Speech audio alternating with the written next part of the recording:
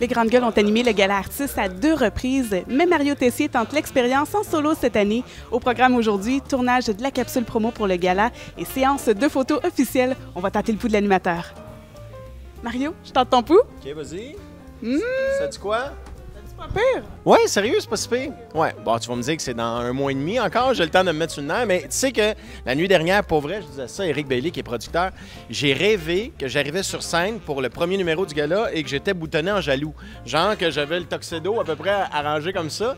Et dans le monologue d'ouverture, je me rappelais juste des prémices, pas de punch, comme un humoriste français. J'avais juste des prémices, fait que j'ai rêvé à ça. Je sais pas si c'est signe que ça va bien aller, là, mais je pense que oui, je pense que c'est ça. Et là, par le passé, tu avais ton acolyte José Godet à tes côtés pour l'animation du mon Gala. alcoolique? Ton alcoolique, acolyte. Mon acolyte, oui. José, oui, effectivement. Donc, est-ce que ça te fait peur de te retrouver seul à la barre de la soirée? Non, honnêtement, ça fait, comment ils disent, un plus gros chèque, mais... non, mais je suis content, c'est un beau mandat. Je trouve que c'est une belle évolution de par la suite dont on connaît la chanson, si tu veux. De me faire confier ça cette année, j'étais vraiment, vraiment content. Surtout que Charles a fait un job hyper hallucinante.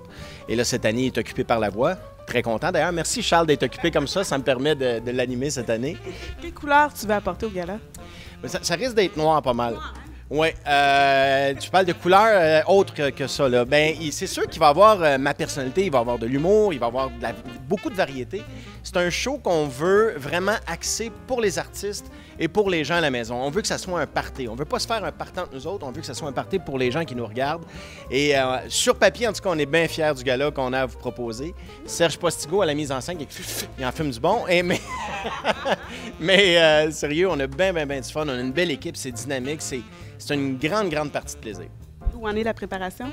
Là, on va commencer à écrire, là. Non, non, mais la préparation, c'est... Écoute, pour bien parler français, c'est un work in progress. Parce qu'un gala, là, il y a toujours plein d'imprévus. Ce que tu penses qui va arriver à la fin, là, divise ça par 4 puis tu vas être pas loin du résultat.